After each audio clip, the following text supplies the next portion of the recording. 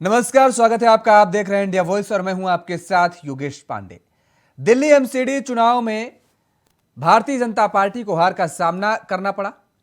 आम आदमी पार्टी ने अपना परचम लहरा दिया और कांग्रेस को भी बेहद नुकसान हुआ इस चुनाव में। लेकिन जिस तरह से आम आदमी पार्टी ने यह जीत हासिल की है, क्या सबसे बड़ी वजह है जीत की, और जो भारतीय जनता पार्टी और कांग्रेस को करारी हार मिली है, आखिर इस हार की जिम्मेदारी कौन लेगा? इन्हीं सारे सवालों के जवाब तलाशने की आज कोशिश करेंगे। लेकिन उससे पहले एक रिपोर्ट देखिए।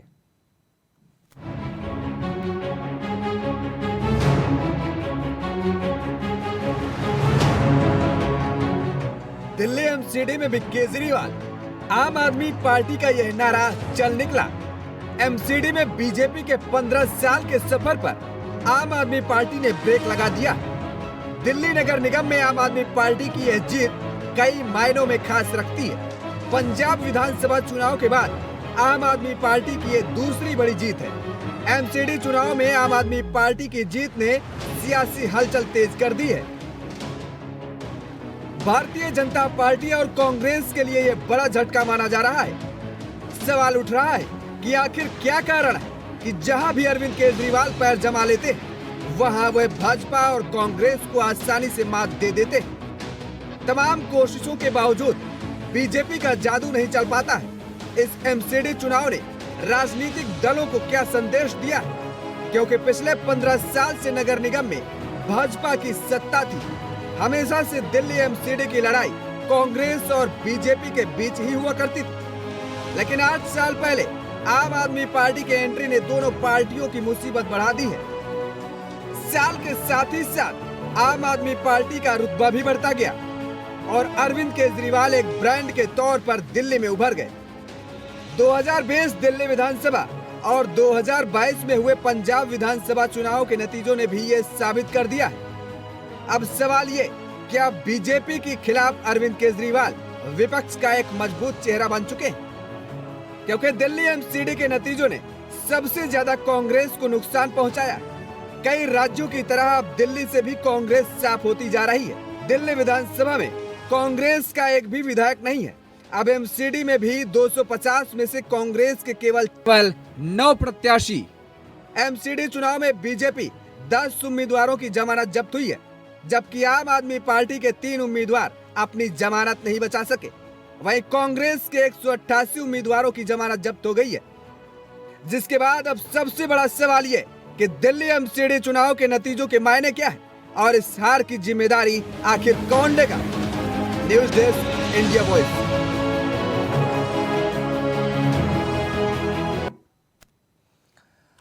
तो दिल्ली एमसीडी चुनाव में भारतीय जनता पार्टी को करारी हार मिली है।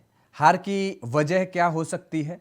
और एक बार फिर से दिल्ली में आम आदमी पार्टी ने अपना झंडा लहरा दिया है। तमाम सारे सवाल होंगे और उन सवालों को जवाब को आज खोजने की कोशिश करेंगे। हमारे साथ मेहमानों का एक पैनल जुड़ा हुआ है, आपका तारुफ करा देते हैं। फिलहाल उमा सिसोदिया जी, आम आदमी पार्टी के प्रवक्ता, हमारे साथ जुड़ी हुई हैं। उमा सिसोदिया जी, आपका बहुत बहुत स्वागत है। विपिन शर्मा जी, वरिष्ठ पत्रकार, हमारे साथ जुड़े हैं। विपिन शर्मा जी, आपका भी बहुत बहुत स्वागत है इंडिया वॉइस पर। उमा सिसोदिया जी, सबसे पहला सवाल आपसे कि जिस तरह से अभी तक लगातार आरोप आप ये लगाती रही हैं भारतीय जनता पार्टी को लेकर के कि दिल्ली में गंदगी है, पार्षद आपकी, यदि आप एमसीडी में आपकी सरकार बन जाती है तो आप बेहतर काम करके दिखाएंगी, और वजह यह है कि दिल्ली में आपकी सरकार थी, आप ये चाहते थे कि एमसीडी में आप भी आपकी सरकार बने, आपने नारा भी दिया, जनता ने आपको भरपूर सहयोग दिया, प्यार दिया।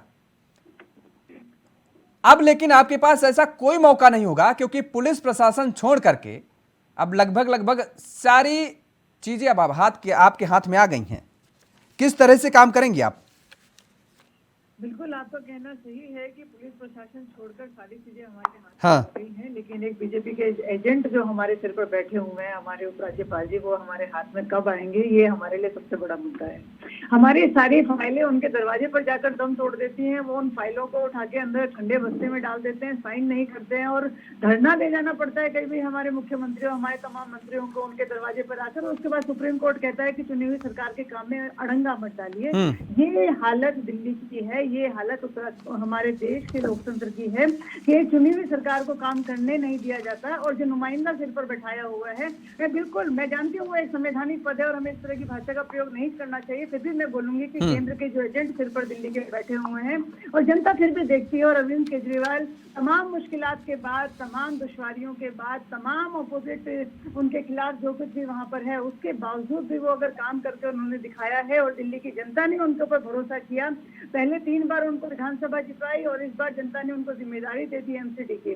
मैं समझती हूँ इन तमाम दुश्वारियों के बावजूद भी अरविंद केजरीवाल काम करेंगे, जनता की उम्मीदों पर खरे उतरेंगे और कहीं ना कहीं केंद्र को ये शर्म महसूस होगी कि एक चुनी हुई सरकार को काम करने दिया जाए। विपिन शर्मा जी, ये जो हार हुई है भारतीय जनता पार्टी की, सबसे बड़ी वजह क्या मानी जाए? क्योंकि सफाई का मुद्दा जिस तरीके से आम आदमी पार्टी ने उठाती रही लगातार, और इसके साथ ही भारतीय जनता पार्टी में भी एक बात ये आती रही कि एंटी इनकम्बेंसी है, बीजेपी के विधायक कम लेकिन सांसदों से जनता की जो है वो दूरी बनी रही, नेताओं की भी कुछ दूरी बनी रही।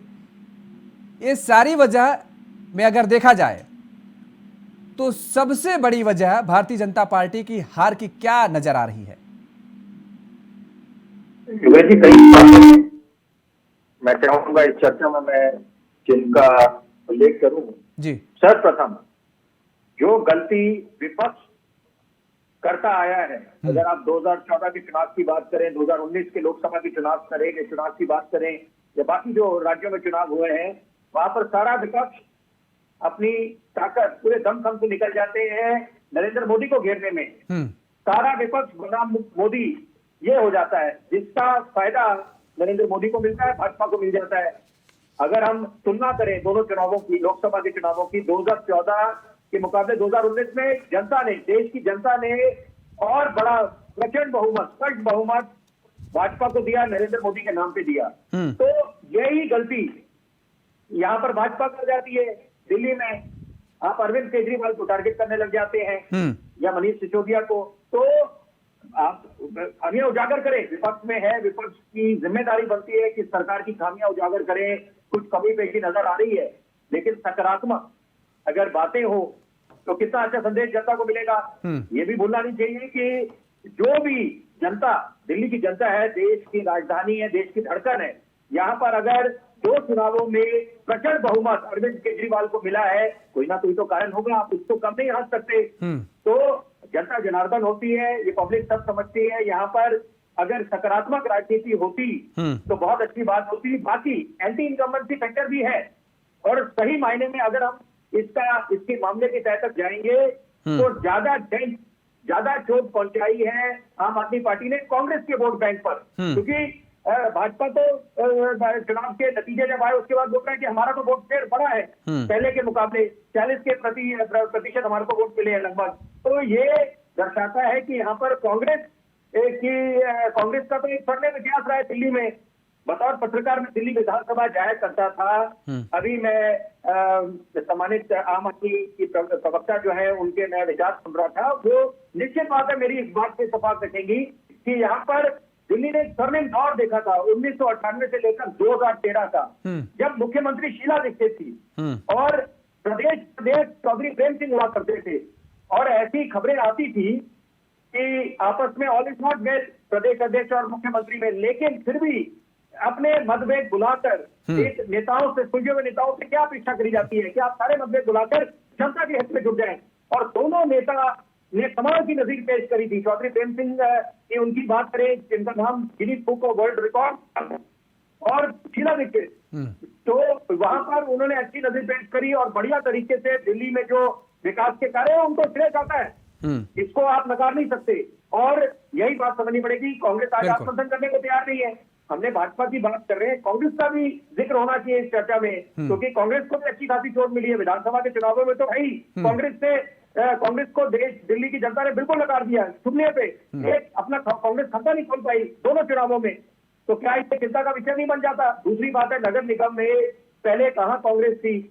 आप अगर 2017 के चुनावों की बात करें और अब 2022 में कांग्रेस कहां पर आ गई है? तो यहाँ पर जब भी चुनाव के नतीजे आते हैं, जो लोकतंत्र का महापर्व सोचने होता वाली है, बात है, ठीक। वो मंथन करना चाहिए, पार्टियों को और मंथन करना चाहिए। क्या कांग्रेस, बड़ी जरूरी बात मैं बोलना चाह रहा हूं कि क्या कांग्रेस उस वक्त का इंतजार कर रहे हैं कि जब आम आदमी पार्टी पूरे दमखम से विपक्ष की भूमिका में उभर के आए? सबको हक है लोकतंत्र में। यहाँ पर अब कम से कम अगर जनता ने उनको नकारा है दोनों चुनावों में, बड़े वाले चुनावों में 2014 और 19 में, तो कम से कम ये उम्मीद करी जा रही थी कांग्रेस से, जिसका एक स्वर्णिम इतिहास रहा है हिंदुस्तान की राजनीति में, विपिन शर्मा जी, मुख्य विपक्ष की भूमिका ठीक है, में आएंगे नजर आपके पास, दोबारा आएंगे आपके पास। हमारे साथ भारतीय जनता पार्टी के नेता केसी जैन जी जुड़ चुके हैं। केसी जैन जी, आपका बहुत बहुत स्वागत है। और उनको पूरा हक मिलता है ये। ठीक है, आते हैं आपके पास, आएंगे विपिन शर्मा जी। केसी जैन जी, आपका बहुत बहुत स्वागत है। सुधा मिश्रा जी, कांग्रेस की प्रवक्ता, हमारे साथ जुड़ गई हैं। सुधा जी, आपका भी बहुत बहुत स्वागत है। केसी जैन जी, आपको आवाज मिल पा रही है? चलिए, केसी जैन जी को आवाज नहीं मिल पा रही है शायद। सुधा मिश्रा जी, आपको मिल रही है?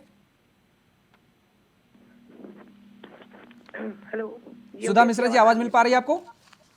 जी जी, मुझे आवाज आ रही है। सुधा जी, देखिए अभी ये बातें सामने आ रही हैं कि जिस तरीके से हार मिली है आपको, विपिन शर्मा जी भी कह रहे हैं कि क्या कांग्रेस इस बात का इंतजार कर रही है कि आम आदमी पार्टी जब पूरी तरह से विपक्ष की भूमिका में आ जाएगी भारतीय जनता पार्टी के सामने में? हालांकि अब लोग मानने भी लगे हैं, क्योंकि जिस तरीके से अगर देखा जाए तो पंजाब में शानदार जीत मिली आम आदमी पार्टी को, दिल्ली में सरकार थी ही, और अब दिल्ली एमसीडी पर भी कब्जा जमा लिया है। लगातार जैसे जैसे आम आदमी पार्टी की उम्र बढ़ती जा रही है, वैसे वैसे कहीं ना कहीं अरविंद केजरीवाल का कद भी बढ़ता जा रहा है, इसमें कोई दो राय नहीं है। किस बात का इंतजार कांग्रेस कर रही है? क्योंकि कांग्रेस, देखिए, विधानसभा के सदस्यों की संख्या तो शून्य हो चुकी थी, अब दहाई के आंकड़ा से अब नीचे आ गई, पार्षदों में भी, निगम में भी। जी योगेश जी, आपका प्रश्न है कि कांग्रेस किस बात का इंतजार कर रही है? आप जानते हैं, राजनीति में समय कब बदलता है ये जनता के हाथ में होता है। हम अपने कार्यों से सिर्फ उन तक, अपने कामों को कार्यों से उनके साथ चल सकते हैं। जिसके हाथ में सत्ता होती है उसका जो इफेक्ट होता है, जो उसका प्रभाव होता है और कैसे उसका वो यूज करता है, इसका जो फायदा इसका चुनाव मिलता है, इसको आप भलीभांति जानते हैं। दिल्ली की एमसीडी चुनाव में आपने देखा कि आपकी जो जीत हुई है वो ऑलरेडी दिल्ली की सत्ता में है, और आपने जो कहा कि क्या कांग्रेस इंतजार कर रही है कि आप विपक्ष के उसमें आए, ऐसा बिल्कुल नहीं है। जितने चुनाव इस समय हुए, 6 चुनाव हुए, आपने देखा कि उसमें 3 जगह हमको जीत मिली हुई है। हार हमारी हुई है, हम इसे इनकार नहीं कर रहे हैं। हार हुई, हार के कारणों की वजह जानी जाएगी, लेकिन उसके बावजूद अगर आप बात करें कि 2 राज्यों का चुनाव हुआ, उसमें एक में भाजपा जीती, एक में हम जीते। हमारी हार की तुलना की जाए तो भाजपा, जो कहते हैं कि वैश्विक रूप से सबसे बड़ी पार्टी है, उसके हार का विश्लेषण अगर हम करें, एक्चुअली मैं तो अपने पार्टी की हार का विश्लेषण करूंगी, लेकिन जो बातें दिखाई और बताई जा रही हैं उसके स्ट्राइक रेट की बात करें तो भाजपा का स्ट्राइक रेट बहुत नीचे आया है, लेकिन उसको दिखना, बताना और वो सब कम हो रहा है। लेकिन चूंकि हमें अपने हार को जीत में तब्दील करना है, तो हमारा पूरा ध्यान उन वजहों पे है कि हम इस चुनाव में, दिल्ली के चुनाव में क्यों अच्छा नहीं कर पाए। आपने देखा कि ऐन वक्त पे हमारे अध्यक्ष जो दिल्ली के हैं कांग्रेस के, उनका नाम नहीं था। अब सोचिए, अगर कांग्रेस के अध्यक्ष का नाम ही लिस्ट में मिल पाना, वो वोट नहीं डाल पा रहे हैं, तो कैसी कैसी चीजों से किस तरह से नहीं, लेकिन ये जिम्मेदारी आपकी बनती है ना। ये दरअसल वोटर लिस्ट ऐसा तो है नहीं कि जिस दिन मतदान होता है उस दिन आती है। ये अगर हम अपने संगठन को देखें, अगर हम चुनाव लड़ रहे हैं तो हमारी जिम्मेदारी होती है कि हमें वोटर लिस्ट पहले से तैयार कर देखना कि किस तरीके से किसके किसके नाम काटे गए हैं, क्या कुछ, ये सारी जानकारी तो होनी चाहिए नेताओं को। जानकारी होती है, लेकिन मैं बात कर रही हूँ कुछ ऐसी वजह होती है जो जानबूझ के सत्ता के द्वारा की जाती है, ये कारण नहीं है। लेकिन आप जानते हैं कि सत्ता और आपके हाथ में है, पावर आपके हाथ में है, तो आप कैसे उसका मिसमैनेजमेंट या मिस यूज कर सकते हो, मैं उनकी बात कर रही हूँ। लेकिन हमें हार क्यों मिली है, उन्हें हम दूर करने का भरसक प्रयास करेंगे। लेकिन अच्छी बात यह है योगेश जी कि हम जिस कांग्रेस मुक्त भारत का नारा देने वाली पार्टी, उसका, उनके अध्यक्ष के गृह राज्य में उनकी हार हुई, तो जनता बता रही है कि ये जो आपके दावे हैं कि कांग्रेस मुक्त भारत होने वाली है, ये बिल्कुल नहीं होगा। दिल्ली की हार की वजहों के कारण जाने जाएंगे, उसको दूर करने का भरसक प्रयास किया जाएगा। चलिए प्रयास करिए भी, क्योंकि आने वाले समय में मुझे लगता है 8 से 9 राज्यों में भी चुनाव होने हैं, और ऐसे में मुझे नहीं लगता है कि आम आदमी पार्टी वहां भी ताल नहीं ठोकेगी, जरूर ठोकेगी। और क्योंकि सबसे ज्यादा जो नुकसान हो रहा है वो मुझे लगता है कि आपको ही हो रहा है। हमारे साथ भारतीय जनता पार्टी के नेता केसी जैन जी जुड़े हैं, एक बार फिर से आपका बहुत बहुत स्वागत है। केसी जैन जी, आवाज मिल पा रही है क्या अब आपको? जी जी धन्यवाद। जी मिल रही है। केसी जैन जी, आप 15 साल से काबिज थे एमसीडी पर, बड़े आरोप लगते रहे कि गंदगी का अंबार है, कूड़ों का ढेर है, भ्रष्टाचार लगातार चरम पर है एमसीडी में। ये आरोप आम आदमी पार्टी लगातार लगाती रही आप पर। आप उन आरोपों के जवाब देने के बजाय आम आदमी पार्टी पर ही सवाल खड़े करते नजर आए।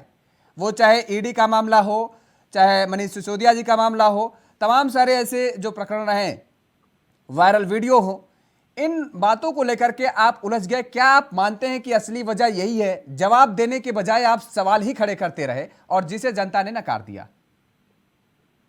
देखिए योगेश जी, जनता जनार्दन है और जनता जिस भी पार्टी को चुने, जिस भी पार्टी को मैंडेट दे, और बाकी जिन भी पार्टियों की जो भी स्थितियां हो उनको सहर्ष स्वीकार करना चाहिए।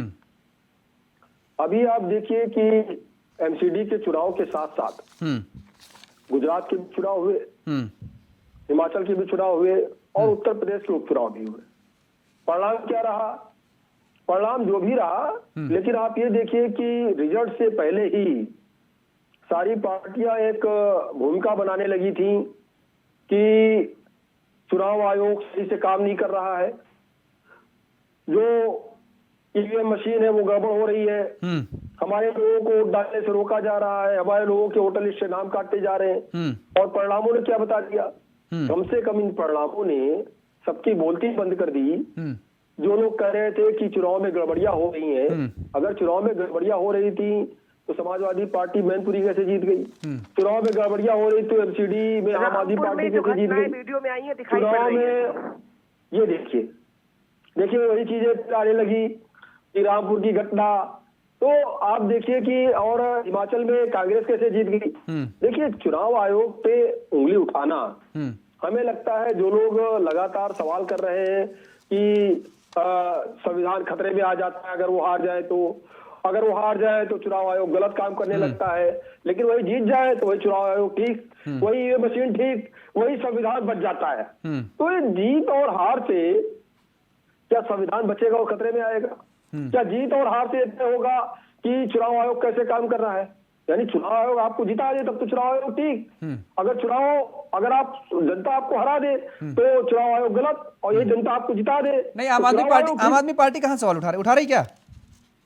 नहीं, आम आदमी पार्टी भी हमेशा सवाल उठाती रही, ऐसा नहीं है। और गुजरात के चुनाव के पहले आप देखिए आम आदमी पार्टी के केजरीवाल जी ने कितने सारे सवाल किए, हमको वहां प्रचार नहीं करने दिया जा रहा है। जी ठीक है, वो तमाम सारे सवाल हैं, लेकिन हम एमसीडी को लेकर के चर्चा कर रहे हैं। आ रहे सुधा जी, आ रहे हैं आपके पास, सुधा जी आपके पास आ रहे हैं। हार की जिम्मेदारी कौन, बहुत सीधा सा सवाल, हार की जिम्मेदारी कौन ले रहा है? देखिए बिल्कुल देखिए, जनता ने जिस पार्टी को चुना है उस पार्टी को बधाई, आम आदमी पार्टी को बधाई।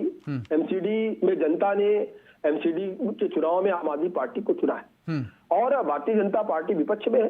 साथ ही साथ 104 सीटें अगर हमको मिली है तो कम सीटें जनता ने हमको नहीं दी, और जिन सीटों पे जीत और हार का अंतर रहा है, आप देखिए वोटर्स का अंतर कितना रहा। ये अलग बात है कि एक भी वोट कम ज्यादा होगा तो दूसरी पार्टी जीती मानी जाएगी, हारी हुई पार्टी हारी मानी जाएगी।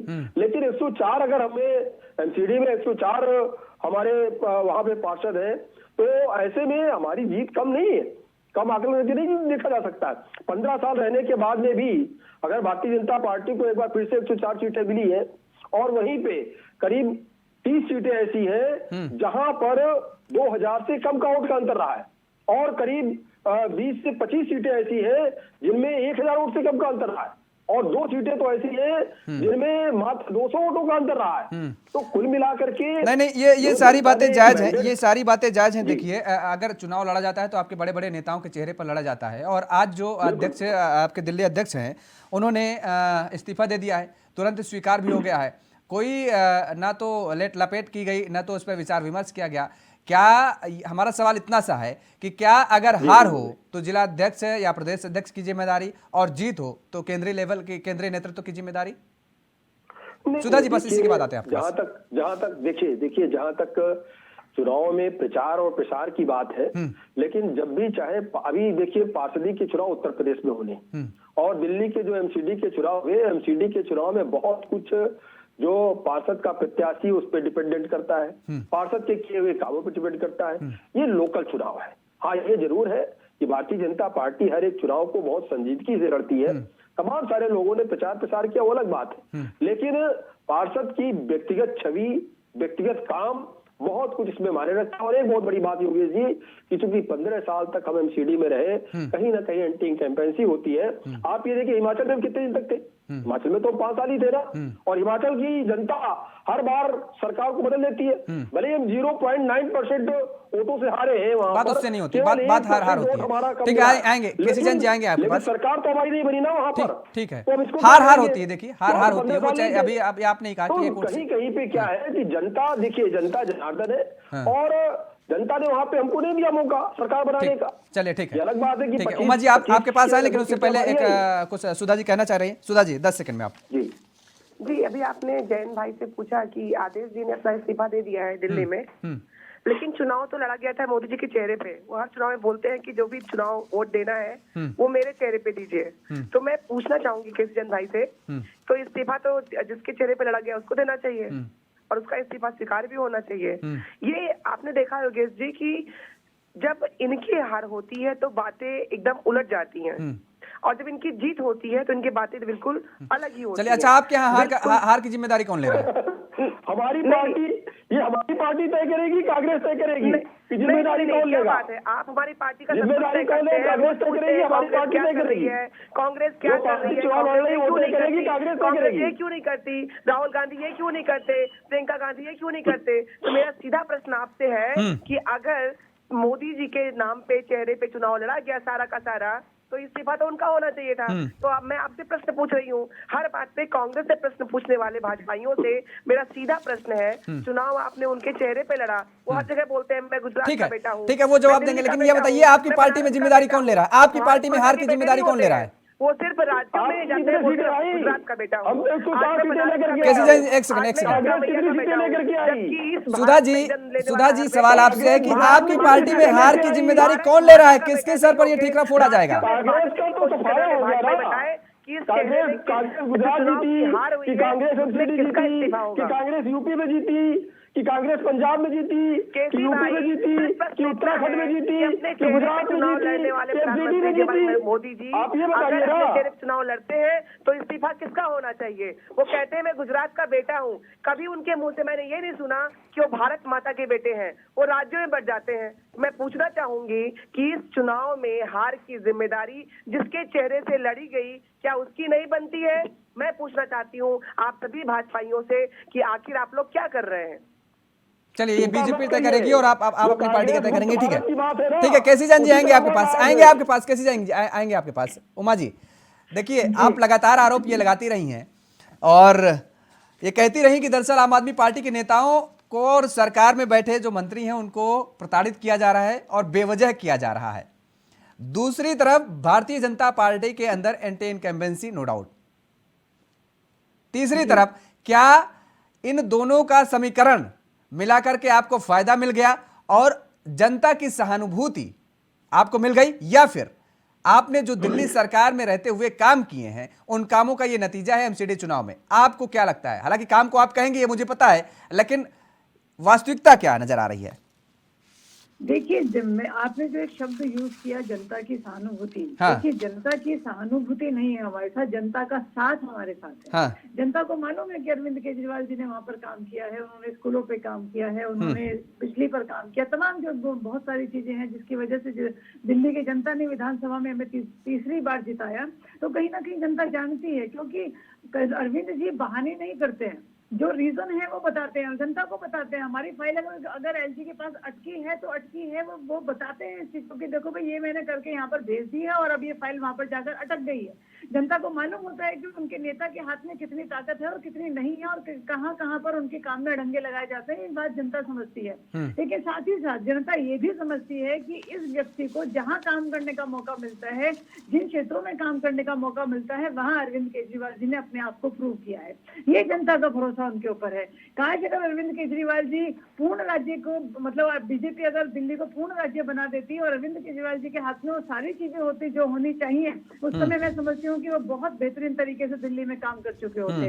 अब हमारे पास एक मौका है पंजाब में, जहाँ पर हमारे पूर्ण राज्य की सरकार है, और मैं खुद एक आम आदमी पार्टी कार्यकर्ता होने के नाते मैं चाहूंगी कि अरविंद जी वहां पर वो काम करके दिखाएं कि जनता के सामने एक रोल मॉडल बने कि देखो, अगर पूर्ण राज्य की सरकार में हमें ताकत में, मतलब पूरा काम करने की आजादी मिलती है, तो हम इतने सारे काम कर सकते हैं, ये सब काम कर सकते हैं। और रही बात, मैं अभी बीजेपी के प्रवक्ता अपने भाई को सुन रही थी, आप क्वेश्चन पूछ रहे हैं कि हार की जिम्मेदारी कौन लेगा, वो बता रहे हैं कि विपक्ष ईवीएम की बात कर रहा है। मेरे को तो रेलिवेंट, क्या रेलिवेंस है इन दोनों के बीच में, वही समझ में नहीं आया।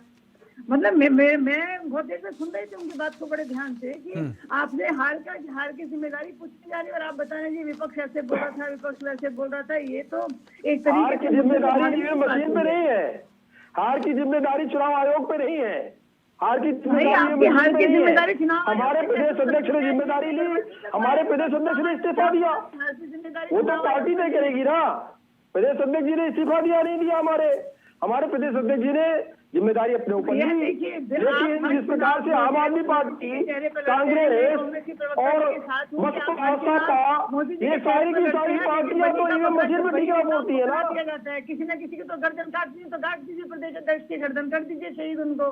मोदी जी का चेहरा आपको बचा के रखना होता है, क्योंकि मोदी जी तो आपके मोदी जी हैं, आप तो कह ही नहीं सकते कि मोदी जी के गुजरात में कितनी सीटें लेते हैं आम आदमी पार्टी?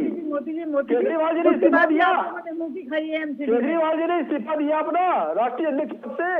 भाई हमें केजरीवाल जी ने इस्तीफा दिया। गुजरात में कितनी सीटें लेके आए? उत्तर प्रदेश में क्या असर हुआ था? 5 राज्यों में चुनाव हुए, 5 राज्यों में क्या असर हुआ था? पंजाब को छोड़कर आपको तबाह हो गया था। केजरीवाल जी ने क्या किया? खिचड़ी बन चुकी है, ये हमारी सबसे बड़ी जीत है। हम लोग मोदी जी और अमित शाह, अगर हार आपको जीत लगती तो मुबारक हो। अगर हार आपको जीत लगती है, गुजरात में सफाया हो गया, उत्तर प्रदेश में खाता नहीं खुला, आप गुजरात में 4 और 5 सीटें लेके आते हैं, 10 साल पुरानी पार्टी, उत्तर प्रदेश में खाता नहीं खुलता है। अगर आपको ये जीत मुबारक हो तो मुबारक हो आपको। अग्रसर है, आने वाले टाइम में आम आदमी पार्टी पूरे देश में काबिज होगी। पहले हमने गुजरात में सिर्फ 25,000 वोट पाया, और इस बार 5 साल के अंदर हमने 40 लाख वोट पाया। ये आम आदमी पार्टी की जीत है।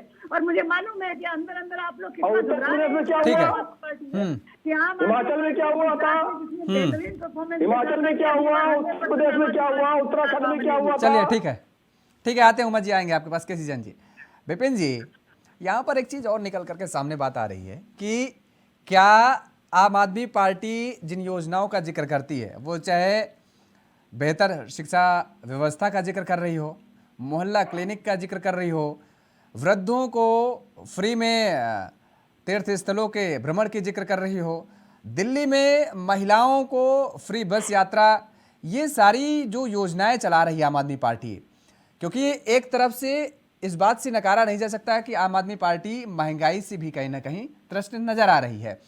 क्या सबसे बड़ी वजह ये भी हो सकती है कि महंगाई से परेशान लोग, वो आम आदमी पार्टी के जो वोटर्स थे, वो बढ़ चढ़ करके हिस्सा लिए और वोट करने के लिए मतदान केंद्रों पर पहुंचे, और भारतीय जनता पार्टी का ये जो वर्ग था वो मतदान केंद्रों पर नहीं पहुंच पाया? क्या ये भी सबसे बड़ी वजह हो सकती है? क्या जानेंगे आपसे, लेकिन उससे पहले दरअसल वक्त हो चला एक छोटे से ब्रेक का। ब्रेक के बाद फौरन हाजिर होंगे। ब्रेक के बाद एक बार फिर आप सभी का स्वागत है। हमारे साथ सभी मेहमान लगातार बने हुए हैं। तो एमसीडी, दिल्ली एमसीडी में हार के लिए कौन जिम्मेदार, ये सवाल है हमारा। और जिस तरह से आम आदमी पार्टी ने एक शानदार जीत हासिल की है और भारतीय जनता पार्टी और कांग्रेस को हार का सामना करना पड़ा है, आखिर कौन जिम्मेदारी लेगा? हमारे साथ सभी मेहमान लगातार बने हुए हैं। विपिन शर्मा जी, आपका रुख करेंगे। सवाल वही है कि जिस तरह से आम आदमी पार्टी मुफ्त बिजली और वृद्धों को तीर्थस्थल का भ्रमण, मोहल्ला क्लिनिक, और इसके साथ ही हम अगर शिक्षा व्यवस्था का जिक्र करें तो उसको लेकर के भी एक मॉडल पेश करने की कोशिश की जाती है आम आदमी पार्टी की तरफ से। इन सारी चीज़ों का फ़ायदा आम आदमी पार्टी को मिला है। और ये कहा जा रहा है, एक वर्ग ये भी कहता है कि जहाँ एक तरफ महंगाई है, दिल्ली में भी महिलाओं के लिए बस में फ्री सेवा दी जा रही है।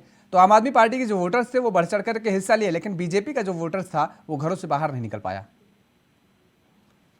योगेश जी, मेरे अपने विचार हैं। मैं सर्वप्रथम उमा जी को बड़े ध्यानपूर्वक सुन रहा था।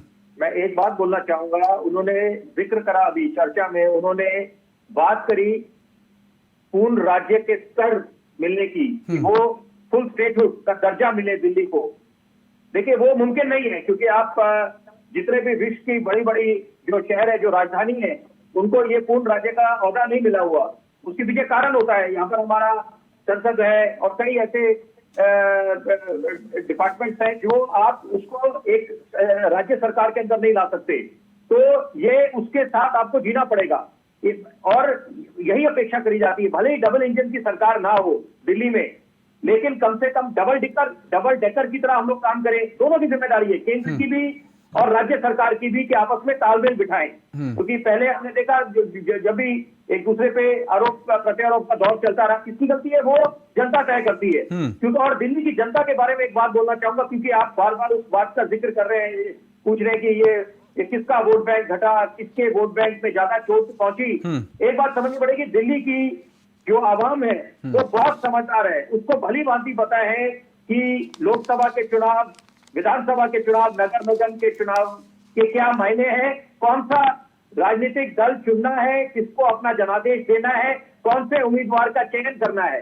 अगर आप 2015 की चुनाव की बात करें तो यहाँ पर 2015 के चुनाव में स्पष्ट बहुमत मिलता है आम आदमी पार्टी को। यही वही दिल्ली की जनता है, दिल्ली की जनता बदली नहीं है। और उसके बाद आप 2017 का चुनाव ले लीजिए, एमसीडी का, वहां पर जनादेश भाजपा को मिल जाता है। 2019 का चुनाव ले, लोकसभा का 7 सीटें भाजपा के खाते में चली जाती है। और 2020 का विधानसभा का चुनाव, प्रचंड बहुमत आम आदमी पार्टी को। अब 2022 का चुनाव है यहाँ पर, और ये बाजी मार जाती है आम आदमी पार्टी। तो ये कोई हार्ड एंड फास्ट रूल नहीं है। जनता भली भांति समझती है कि किसको वो ज्यादा सक्षम समझती है, किस राजनीतिक दल को। जैसे पीछे एक नारा चला था, प्रधानमंत्री के लिए नरेंद्र मोदी, मुख्यमंत्री के लिए अरविंद केजरीवाल। तो ये जनता की सूझबूझ पे छोड़ देते हैं। बहरहाल एक बात समझनी पड़ेगी कि दिल्ली को अगर आपने वैश्विक स्तर पे पहुंचाना है, चुनौतियां बेशुमार है। शुरुआत अच्छी हुई है, मैं तारीफ करूंगा। उमा जी को अच्छा लगेगा मेरी बात सुनकर कि दिल्ली में जो स्वास्थ्य का मॉडल है, शिक्षा का मॉडल है, उसकी तारीफ हो रही है। जहां तारीफ बनती है वो बनती है, बिल्कुल। और साथ में इसी तरह से मैं यादें ताजा करना चाहूंगा कि जब मुख्यमंत्री शीला दीक्षित थी तो भागीदारी की जो पहल करी थी उन्होंने, उससे क्रांति आई थी। अब वक्त आ गया कि आप किसी का भी कोई मॉडल बने। गुजरात मॉडल एक था, कोई ना कोई तो कारण रहा होगा कि देश की आवाम ने जब नरेंद्र मोदी के नाम पर भरोसा जताया, 2 बारी से तुक्का तो लग नहीं गया। जैसे 1983 में हिंदुस्तान ने, हमारे महान मुल्क ने जब वर्ल्ड कप जीता था, प्रूडेंशियल वर्ल्ड कप, जब कपिल देव कप्तान हुआ करते थे, तो बोला जाता था तुक्का लग गया। अंग्रेजी का एक नया शब्द हमने सीख लिया, फ्लूक। लेकिन वो फ्लूक नहीं था, क्योंकि उसके बाद हमने कई जीत हमने हासिल करी, हमारी टीम ने। और तो यही बात है कि यहाँ पर जो अच्छे कोई नजीर पेश करता है उससे प्रेरणा लेनी चाहिए। दिल्ली में अच्छा स्वास्थ्य का मॉडल है, शिक्षा का ये मॉडल कहा जा है, सकता है आम आदमी पार्टी के लिए कि जिन मुद्दों को लेकर के अभी भारतीय जनता पार्टी पर आम आदमी पार्टी हमलावर नजर आती थी, उनको सशक्त करा था, एम्पावर करा था। और यही अपेक्षा करी जा रही है कि नगर निगम में आरडब्ल्यूएस के रोल को अहमियत मिले, उनके सुझाव लिए जाए, ऑल्डरमैन का कॉन्सेप्ट को आगे बढ़ाया जाए, जो वरिष्ठ नागरिक होता है। ठीक है विपिन जी, ये कहा जा सकता है ना कि अभी तक जिन मुद्दों को लेकर के भारतीय जनता पार्टी पर हमलावर नजर आती थी आम आदमी पार्टी, अगर अब उन मुद्दों को पूरा नहीं करती, क्योंकि अब एमसीडी पर भी आम आदमी पार्टी आ गई है, तो ऐसे में अब बीजेपी पर कोई आरोप मरने का कोई जुगाड़ बचता नहीं है। तो अगर ऐसा नहीं करती है, वो काम करके नहीं दिखाती है, तो 2024 के लोकसभा चुनाव में ये देखने को मिल सकता है, उनके चुनाव परिणाम फिर एक बार नतीजे सामने आ जाएंगे। बढ़ चढ़कर अपनी भूमिका निभाता है, वोट डालने जाता है, तो ये उम्मीद करता है कि एक्सेसिबल रहेंगे हमारे जो प्रतिनिधि है, नुमाइंदे जिनको हम चुनने जा रहे हैं, वो हमारी समस्याओं के समाधान के लिए वहां मौजूद रहेंगे। ये नहीं है कि वो सीसीटीवी में हम उनके घर जाएं या उनके दफ्तर जाएं, सीसीटीवी में देखकर वो बोले नेताजी तो घर पे नहीं है। ये बातें अच्छी अगर कोई नजीर पेश करता है उसकी तारीफ बनती है। और यहाँ पर आपने दिल्ली को, क्योंकि कोरोना काल में हमने जी के देखा, सदी की सबसे बड़ी महामारी आई, सपने में सोचा था नहीं कि ऐसा दिन आएगा जब घरों में कैद रहना पड़ेगा। पूरे देशवासियों ने तब करा, और ये हमने जो निजात पा पाए इस कोरोना नामक महामारी से, वो श्रेय देशवासियों को जाता है। और क्योंकि अगर हमारी आबादी को मद्देनजर रखें और हमारी जो स्वास्थ्य इंफ्रास्ट्रक्चर है वो बड़ा मध्यम वर्ग का था, लेकिन तब भी हमने बहुत कमाल की मिसाल कायम करी है पूरे विश्व में। तो यहाँ वक्त आ गया है कि कुछ मामलों में जो जनहित के हैं, जो हमारे देश हित के हैं, वहां पर अगर हम एक मंच पे खड़े दिखाई दे, राजनीति के लिए बेशुमार मुद्दे हैं, लेकिन कुछ मामलों में जहाँ पर एक स्वर में स्वर मिलाया जाए, बिल्कुल, पक्ष और विपक्ष एक साथ खड़े होना पड़ता है ऐसी जगहों पर। अगर हमने हिंदुस्तान को विश्व गुरु बनाना है, हम राष्ट्र निर्माण एक साथ आना पड़ेगा, एक मंच पर आना पड़ेगा। वो राजनीतिक चीज अलग हो गई, और अगर अंतर्राष्ट्रीय लेवल के जो मुद्दे होते हैं उन पर एक साथ हमें एकजुटता के साथ खड़े होना पड़ेगा। ठीक है, विपिन जी आएंगे आपके पास। सुधा जी, एक बड़ी क्या वजह हो सकती है, क्योंकि जब एमसीडी के चुनाव हो रहे थे, प्रचार प्रसार चल रहा था, तो उस दौरान भारतीय जनता पार्टी और आम आदमी पार्टी ने तो पूरी ताकत झोंक रखी थी, लेकिन कांग्रेस के बड़े चेहरे इस प्रचार में नजर नहीं आ रहे थे। जो लोकल लीडरशिप थी उन्हीं के कंधों पर यह छोड़ दिया गया था एमसीडी चुनाव को। क्या वजह थी? जी, जब भी ये प्रश्न होता है योगेश जी, तो मुझे लगता है कि आप लोग जब नेताओं के नाम पे राष्ट्रीय और क्षेत्रीय कर देते हैं, भाई दिल्ली का चुनाव जिनको जीतना है और जिनको वहाँ कार्य करना है, अगर उनकी मौजूदगी न रहे, क्योंकि ये जो चुनाव एमसीडी का था, आप भी जानते हैं, मैं भी जानती हूँ कि अगर उत्तर प्रदेश में चुनाव हो रहा हो, नगर निकाय के चुनाव हो रहे हैं, तो जाहिर सी बात है जो लोग यहाँ चुनाव लड़ेंगे, जिनको यहाँ कार्य करना है, उनकी मौजूदगी, उनका प्रचार सबसे जरूरी होता है। और अगर उनकी मौजूदगी ना हो तो इस पे प्रश्न चिन्ह खड़ा करना वाजिब बनता है। और जब बार बार, क्योंकि आप सबको पता है कि देश में जो आजकल जो देश की राजनीति में बदलाव हुआ है, और वो बदलाव सिर्फ राजनीतिक नहीं है, सामाजिक सांस्कृतिक हर दौर में जो झूठी सूचनाओं के द्वारा पूरे समाज को बदलने की कोशिश हो रही है, उसके खिलाफ राहुल जी पिछले आपने देखा कि 90 दिनों से सड़क पे चल रहे हैं, जिनका उद्देश्य मात्र यही है कि जनता से जुड़ना। तो जो व्यक्ति, जो पार्टी पूरे देश को एकजुट करने के लिए, वो एकजुटता सिर्फ सड़क पे नहीं है, वो एकजुटता है राजनीतिक, सांस्कृतिक, सामाजिक, हमारी जो मजबूती है हमारे देश की, उसको पुनः संगठित करने की है। अगर वो लोग वहां पे हैं, तो क्या वो वहां छोड़ के आके एमसीडी चुनाव कराएंगे? क्या ये वाजिब प्रश्न लगता है? लेकिन नहीं, हमारे यहाँ चूंकि प्रश्न का प्रकार बदल दिया जाता है हर बार, किसी को कम दिखाने के लिए, किसी को ज्यादा दिखाने के लिए। तो मुझे जहां तक लगता है आपके पास इस समय प्रश्न का उत्तर जो बार बार कहते हैं कि चूंकि दिल्ली की जो केंद्र की सरकार है या जो एमसीडी में भाजपा की सरकार थी, जो उन्हें काम नहीं करने दे रही थी, जिसकी वजह से पोल्यूशन से, चाहे जो भी है, जो पहाड़ दिख रहे थे, जो जाम की कारण है, या जितनी भी अव्यवस्थाएं दिल्ली में देखने को रोज मिलती हैं, आप जानते हैं जाम के कारण कितनी दुर्घटनाएं दिल्ली में एक आम बात हो गई है। तो मैं चाहती हूँ कि जो इस बार ये बदलाव हुआ है एमसीडी में 15 सालों के बाद, मैं चाहती हूँ और मैं जानती हूँ कि जनता भी यही चाह रही होगी कि अब इनके पास काम करने का पूरा एक मैदान है। बिल्कुल मैदान है, लेकिन आप इस बात को तो मानेंगी नहीं। मेरे सवाल इसलिए हैं क्योंकि आप इस बात को तो मानेंगी कि क्यों आपने उन मुद्दों को भुना नहीं पाई, आप उन मुद्दों को उठा नहीं पाई। आम आदमी पार्टी ने उन मुद्दों को उठाया, और उन मुद्दों को जब उठाया तो जनता ने जाना कि हाँ भाई, अगर हमारे मुद्दे कौन उठा रहा है, हम उसी के साथ जाएंगे। इस बात को तो स्वीकार करेंगे। सवाल इसलिए है कि बड़े नेता आपके को नहीं आ रहे हैं। भाई बात का है कि सरकार में आप थे, और दिल्ली सरकार में जो केंद्र की सरकार है उसमें भाजपा के लोग थे। आप जानते हैं कि जब हम किसी पद पे होते हैं, पद विशेष पे, बात कह कौन रहा है इसके मायने बदल जाते हैं।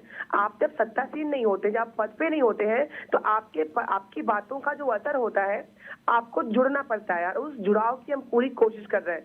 जनता से जो हमारी दूरी हुई है, क्योंकि हम किसी पद पे नहीं बचे हैं, पद पे नहीं वहाँ पे, तो उस जुड़ाव को हम पूरा करने के लिए सड़कों पे हैं, जनता से जुड़ रहे हैं, और जो हमारी खामियां या जो कमियां रही हैं, उनको हम पूरा जो है कमियां है उसको दूर करने की कोशिश करेंगे।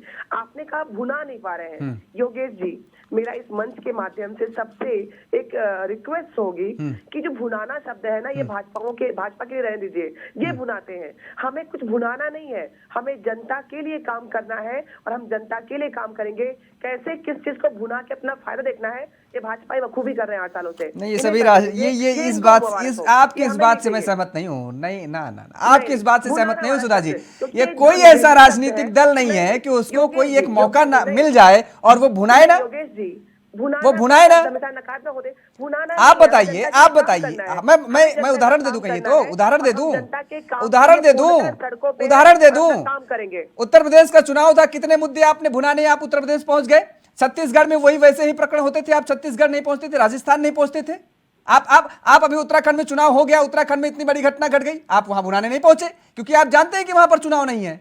तो हम इसलिए कह रहे हैं, हम सभी को उदाहरण दे देंगे। देखिए योगेश जी जो आपका प्रश्न है, मैंने प्रश्न को आपके खारिज नहीं किया है। ये जो भुनाना का शब्द है, इसीलिए हमने भुनाना शब्द यूज किया, इसीलिए किया। जो तरीका है ये यही लोग करते हैं, करने दीजिए। हम जहाँ पे कार्य करना है, जहाँ पे जनता के साथ खड़ा होना है, वहाँ खड़े होते हैं, चाहे वो कोई घटना हो। उत्तर प्रदेश की आप बात कर रहे हैं, उत्तर प्रदेश या कहीं भी जब जानते हैं कि लखीमपुर की घटना की अगर मैं बात करूं या कहीं की घटना की, इन लोगों ने पूरी कोशिश की कि कोई पहुंचने न पाए। ये जो करना चाहते हैं करते रहे। भुनाना नहीं होता है, जनता के साथ खड़ा होना होता है। राजस्थान भी आप पहुंच सकते थे, राजस्थान में तो कोई रोकने वाला नहीं था, आपकी सरकार थी। छत्तीसगढ़ भी पहुंच सकती थी। देखिए वो सारी चीजें मैंने भुनाना शब्द मैंने जानबूझ करके किया, इसलिए किया, मुझे पता है। और ये केवल आपके लिए नहीं है, ये सारे राजनीतिक दलों के लिए, केवल आपके लिए नहीं है मैडम। मैंने रिक्वेस्ट की थी, हाँ। मैंने आपको कुछ कहा नहीं, ठीक है, रिक्वेस्ट की जनता चलिए, से, ठीक है, आएंगे आपके पास। को राजनीति से जो ये लाके खड़ा कर रहे हैं दूर किया जाए, क्योंकि नकारात्मक राजनीति की जरूरत नहीं है। हाँ, चलिए, बेहतर होगा अगर सभी राजनीतिक दल ये सोच ले और इस पर अमल करने लगे, तब बेहतर होगा। केसी जैन जी, देखिए अब क्या वास्तव में आपको, क्योंकि एक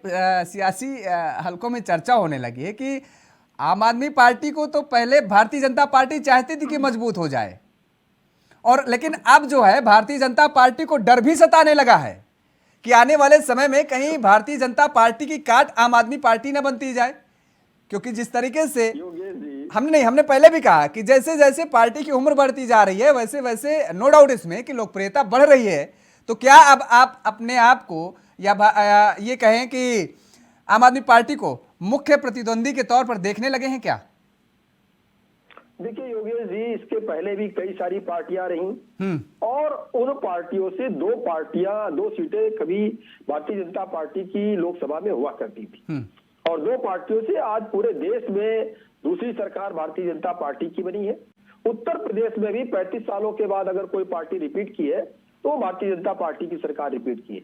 और गुजरात में जिसको कांग्रेस बुलाने की आप बात कर रहे हैं, कांग्रेस और आम आदमी पार्टी ने वहां पूरा बुलाने की कोशिश की कि 27 साल हो गए हैं, लेकिन उसके बाद में भी 150 से ज्यादा सीटें वहां की जनता ने भारतीय जनता पार्टी को दी, 182 सीटों में से। इसको क्या कहेंगे? इसको जनता का समर्थन नहीं कहेंगे। क्यों? समर्थन जनता का इतना है कि हिमाचल में अगर कांग्रेस जीत जाती है तो कांग्रेस को समर्थन है। दिल्ली में जो कांग्रेस बुरी तरीके से हारी एमसीडी में, उसका भी जश्न मना रही भारतीय कांग्रेस अपनी हार का जश्न मना रही है। अरे वाह ढेर लगे थे और वहां पे ये चीजें थी, वहां वो चीजें थी, वहां पोल्यूशन था, वहां एक्सीडेंट नहीं होता है, और हम इसलिए हार गए। बात का उत्तर कांग्रेस अपनी हार का जश्न मना रही है, अपनी हार का जश्न मना रही है, जवाब देना है, तारीफ कर रही है आम आदमी पार्टी रहते हैं आप लोग। क्या आम आदमी पार्टी ने काम किया? आम आदमी पार्टी जीत गई। यानी कांग्रेस कोई काम नहीं कर रही, कांग्रेस इस चीज को स्वीकार कर रही है कि सब जगह से अगर कांग्रेस खारिज हो रही है, अपना बताइए, हमारा ना बताइए। अगर कांग्रेस खारिज हो रही है, इसीलिए अगर कांग्रेस खारिज हो रही है, हम नहीं काम कर रहे होते। 27 सालों के बाद फिर से गुजरात में जनता ने रिपीट किया। आप कहते थे गुजरात मॉडल फेल है, आप कहते थे गुजरात में बेरोजगारी है, आप कहते थे महंगाई है, आप कहते थे जीएसटी गलत लाए, आप कहते थे नोटबंदी गलत लाए। सारी चीजों को जनता ने गलत साबित कर दिया। जनता ने आपको गलत साबित कर दिया। अभी आपको समझ में नहीं आ रहा है। आपको समझ में आना चाहिए कि भारत के अंदर गुजरात आता है जहाँ पे पूरा देश का महकमा लग जाता है, बाकी जगहों पे नकारे गए हैं आप, और इसके पहले 5 राज्यों में चुनाव वाले हैं आप। 5 राज्यों में सफाया होगा कांग्रेस का, और कांग्रेस एमसीडी के चुनाव पे जश्न मना रही है। वाह क्या बात है। आप लोग अपने रोज को देखिए, चुनाव में उसके बाद उस पर चर्चा करिए। कांग्रेस की चिंता करने की आपको जरूरत नहीं है, आपको अपने ऊपर चिंता करने की है। अरे सुधा जी, मैंने आपको सुन लीजिए, धैर्य रखिए। मैंने आपकी पूरी बातों को सुना, तब मैं बोल रहा हूँ, अपनी बारी पे बोल रहा हूँ। देखिए योगेश जी, जहां तक प्रतिद्वंदी की बात है तो भारतीय जनता पार्टी अगर कोई 1 सीट 2 सीट 5 सीटों वाली पार्टी हो, उसको भी कहीं पर भी इस दृष्टि से नहीं देखती है कि वो पार्टी बेकार है या उस पार्टी को कोई अस्तित्व नहीं है। हर एक पार्टी जब उभर के आती है उसका अपना महत्व है। और रही बात, देखिए जब कोई ज्ञान देता है ना, केसी जैन जी, देखिए अगर इस तरीके को कोई ज्ञान देने लगता है ना, तो मुझे मैं बिल्कुल सच बता रहा हूं, मुझे पर्सनली सबसे बुरा लगता है। आप कह रहे हैं कि आप प्रत्येक पार्टी को कहाँ आप देते हैं फिर वही चीज हम कहेंगे। अभी आप कांग्रेस मुक्त का नारा दे रहे थे, अभी आप अब आपके सोशल मीडिया पर चलने लगा। आप सुन लीजिए भाई, सुन लीजिए राष्ट्रीय, अरे फिर वही सुनने की क्षमता रखिए। केसी जैन जी देखिए मेरे सारे राजनीतिक, मैं ये कहता हूं कि मैं जमीनी स्तर की बात करता हूं, मैं गूगल पे सर्च करके मैं इधर उधर की बात नहीं करता हूं, मैं फील्ड के लेवल की बात करता हूं, क्योंकि मैंने ग्राउंड लेवल पर रिपोर्टिंग भी की है। और इसलिए मैं अब आपके यहाँ क्या ट्रेंड चल रहा है, आपके ही नेता क्या ट्वीट कर रहे हैं? ट्वीट कर रहे हैं कि एक ऐसी राष्ट्रीय पार्टी का नाम बताइए जिसका एक भी लोकसभा में सदस्य ना हो। ये क्या चल रहा है? आप कह रहे हैं कि आप सभी पार्टियों को सम्मान करते हैं। योगेश जी मैं योगेश जी एक सवाल पूछना चाहूंगा, और हम तो आपके साथ तमाम चैनलों बैठे, हाँ। तमाम चैनलों में आप हैं, तमाम चैनलों में आप बिल्कुल बैठे। नहीं, हम वही चीज करें कि ग्राउंड लेवल की बात करिए। देखिए ये जो कि हम उनके आदर्शों पे चल रहे हैं, हम ये कर रहे हैं, हम वो थोड़ा सा मुझे अच्छा नहीं लगता। नहीं, मेरी बात समझिए। हम इस चीज को एक सवाल पूछना आते हैं चाहूंगा। विपिन जी, आते हैं आपके पास, आते हैं। प्रतिद्वंदी के रूप की बात की। देखिए, कोई भी पार्टी अगर प्रतिद्वंदी के रूप में है, नई पार्टी हो पुरानी पार्टी हो, हम अपना चुनाव बहुत संजीदगी के साथ लड़ते हैं। और फिर हम उसी बात को दोहरा रहे हैं कि एमसीडी के चुनाव पूरी मेहनत के साथ भारतीय जनता पार्टी लड़ी।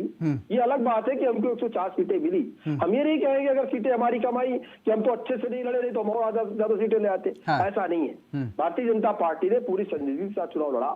कुछ कमी रही, कुछ अच्छाई रही, कुछ बुराई रही, जो भी रहा, तो वोटों का भी कितना अंतर रहा जीत हार का, उससे ही मतलब नहीं है। लेकिन आज हम विपक्ष में हैं और दिल्ली की जनता को ध्यान में रखते हुए आज हम विपक्ष की भूमिका के साथ पूरी मुस्तैदी के साथ वैसे ही काम करेंगे जैसे सत्ता में रह करके। चलिए अच्छी बात है। एक छोटा सा और सवाल, एक छोटा सा सवाल ले लीजिए, उसके बाद विपिन जी आते हैं, फिर आते हैं उमा जी आपके पास।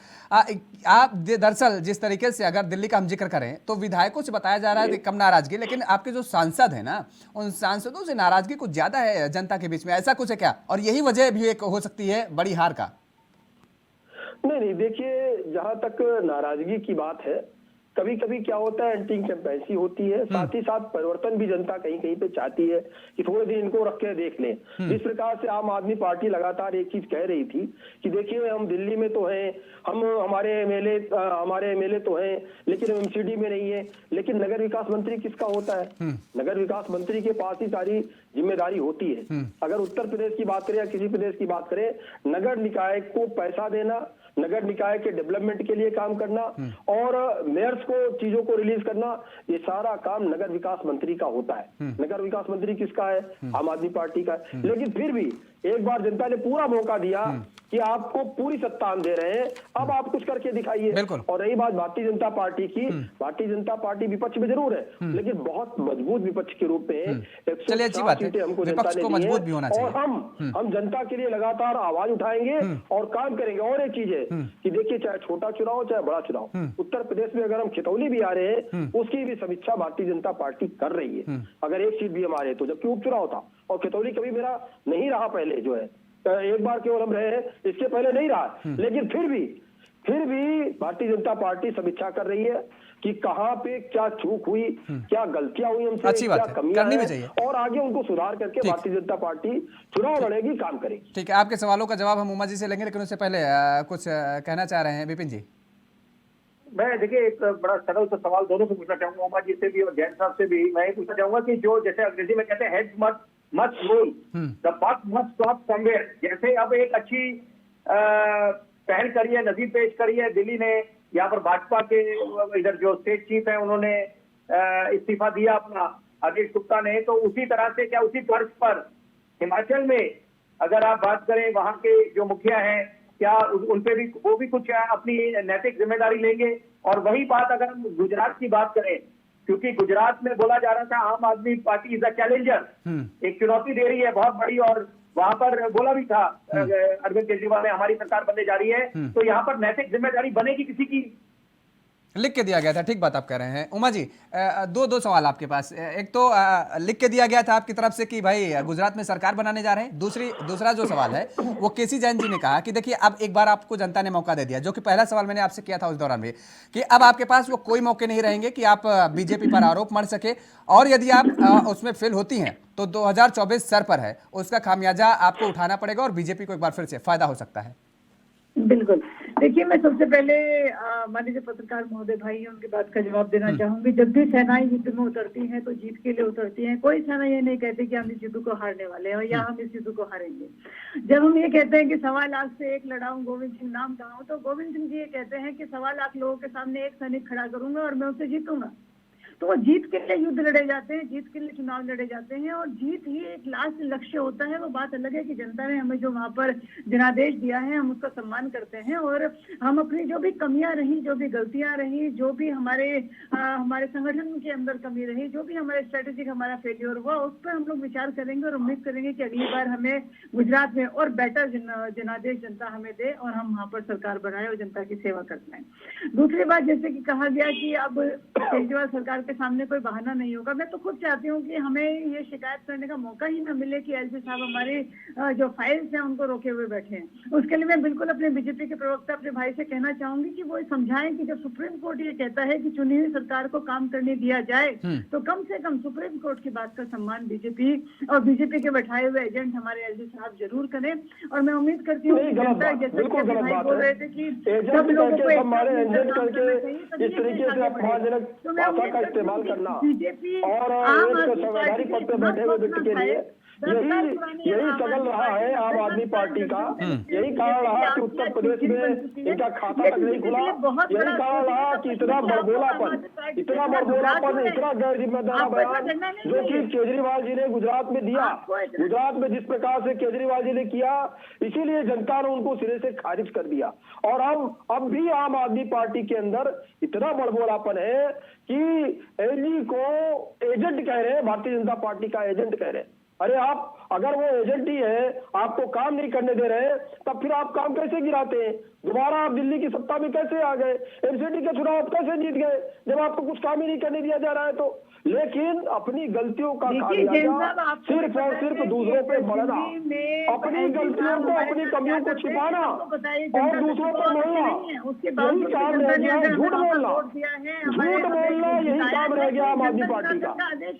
आप लोग अपने आम आदमी का काम से दूसरा रह गया झूठ बोलना। बावजूद भी चलिए ठीक है, के बावजूद भी एक हमारे जो सीबीआई के जो हमारे अधिकारी थे वो आत्महत्या कर लेते हैं कि उनके ऊपर इतना प्रेशर था कि किसी भी तरह मनीष सिसोदिया। अरे आत्महत्या तो आपके आम आदमी पार्टी के कार्यकर्ता कर रहे हैं। आत्महत्या तो आप जिनको टिकट देने का वादा करते, पैसा ले लेते, टिकट नहीं देते, वो आत्महत्या कर रहे हैं। ठीक है, आम आदमी पार्टी की ठीक है केसी जैन जी, ठीक है विपिन जी आपका रुख करेंगे। विपिन जी ठीक है विपिन जी आपका आखिरी कमेंट।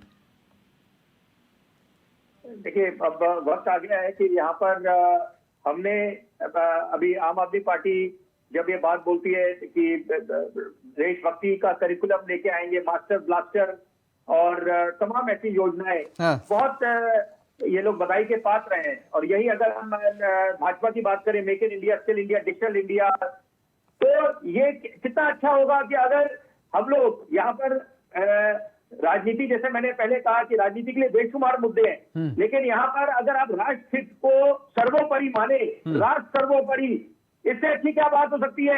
क्या अगर हम संकल्प ले लें कि हम हिंदुस्तान का वही दौर दोबारा लेके आएंगे जब हमारे महान मुल्क को सोने की चिड़िया कहा जाता था, $1 1 रुपए का था, तो उसके लिए यहाँ पर कुछ ऐसे कदम उठाने पड़ेंगे जिससे संकल्प अगर ये हो जाए कि हमारा देश को हमने आगे ले जाना है और महाशक्ति बनाना है, तो यहाँ पर उसके लिए नेताओं को आना पड़ेगा और राजनीतिक दलों को अच्छी मिसाल कायम करनी पड़ेगी।